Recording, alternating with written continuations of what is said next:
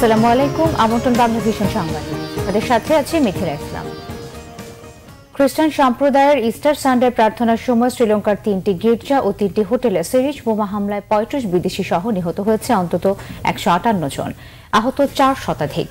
রবিবার Easter Sunday প্রার্থনার সময় শ্রীলঙ্কার রাজধানী কলম্বো, নেগম্বো ও বাট্টিকালোয়ায় গির্জাসহ 3টি হোটেলে 6টি বোমা বিস্ফোরণ হয়।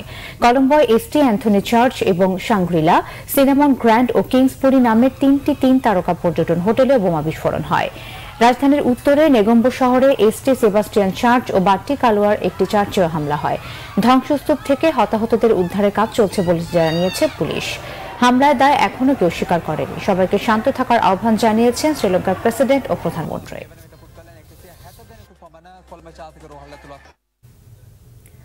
3 দিনের সফরে ব্রুনাইয়ের রাজধানী বন্দর সেরি বেগাওয়ানে পৌঁছেছেন প্রধানমন্ত্রী শেখ হাসিনা।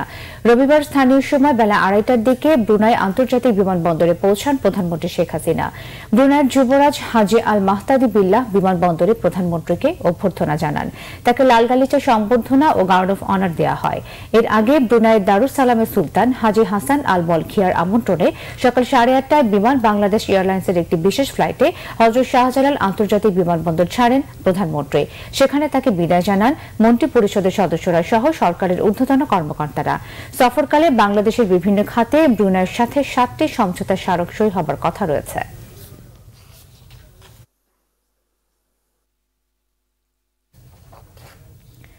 দেশীয় ও আন্তর্জাতিক বাজারে বিজনেস প্রসেস আউটসোর্সিং বা বিপিও খাতের অবস্থান তুলে ধরতে চতুর্থবারের মতো বিপিও সম্মেলন বাংলাদেশ 2019 শুরু হয়েছে।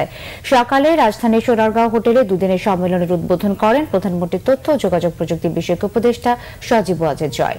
উদ্বোধনী বক্তব্যে তিনি এই খাতের সম্ভাবনা ও সরকারের নেয়া নানা উদ্যোগ তুলে ধরেন।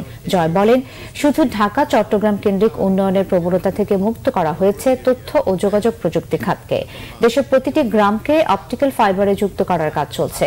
বিভাগীয় শহর ছাড়িয়ে 22টি হাইটেক পার্ক দেশের বিভিন্ন অঞ্চলে স্থাপনের কথাও জানান সজীব ওয়াজেদ জয়। অনুষ্ঠানে আইসিটি মন্ত্রী মোস্তফা জব্বার এবং প্রতিমন্ত্রী জুনায়ন আহমেদ পলকও বক্তব্য রাখেন। বেগম খালেদা জিয়াকে জেলে রেখে দলের নির্বাচিত এমপিদের কেউ শপথ নিলে পরিণতি ভালো হবে না বলে হুঁশিয়ারি দিয়েছেন বিএনপি নেতারা। বেগম খালেদা জিয়ার মুক্তির দাবিতে জাতীয় প্রেস ক্লাবের সামনে জাতীয়তাবাদী মৎস্যজীবী দলের মানববন্ধনে তারা এই হুঁশিয়ারি দেন। বিএনপির স্থায়ী কমিটির সদস্য গয়েশ্বর চন্দ্র রায় অভিযোগ করেন, 30 ডিসেম্বর কোনো নির্বাচনই হয়নি। প্রশাসন ও নির্বাচন কমিশনের সহায়তায় ভোট হয়েছে আগের রাতে। যে নির্বাচনে জনগণ ভোট দিতে পারেনি সেই নির্বাচনে কারো জয় পরাজয় হয়নি। বিএনপি নির্বাচিতদের কেউ শপথ নিলে নেতাকর্মী ও জনগণ তাদের ক্ষমা করার সুযোগ পাবে না। এদিকে জাতীয় প্রেস ক্লাবের সামনে আরেক মানববন্ধনে বিএনপি নেতা শামসুজ্জামান দুদু বলেন, প্যারোল নয়, জামিনে খালেদা জিয়াকে মুক্তি দিতে হবে। জনগণ শপথ নিয়েছে আন্দোলনের মাধ্যমে বেগম জিয়াকে মুক্ত করার। নুসরাতকে পুড়িয়ে হত্যায় জড়িত থাকার কথা স্বীকার করে জবানবন্দি দিয়েছে আরেক আসামি জোবায়ের। 5 দিনের রিমান্ড শেষে দুপুরে তাকে আদালতে হাজির করে PBI. Federal senior judicial magistrate Sharafat উদ্দিনের আদালতে 164 ধারায় তার জবানবন্দি রেকর্ড করা হয়। ফেনী পিবিআইর অতিরিক্ত পুলিশ সুপার মনিরুজ্জামান জানান, এই মামলার 7 আসামি হত্যায় জড়িত থাকার কথা স্বীকার করে জবানবন্দি দিয়েছে। শনিবার গ্রেফতার 2 আসামি ইফতেকার ও ইমরানের 10 দিন করে রিমান্ড আবেদন করেছে পিবিআই।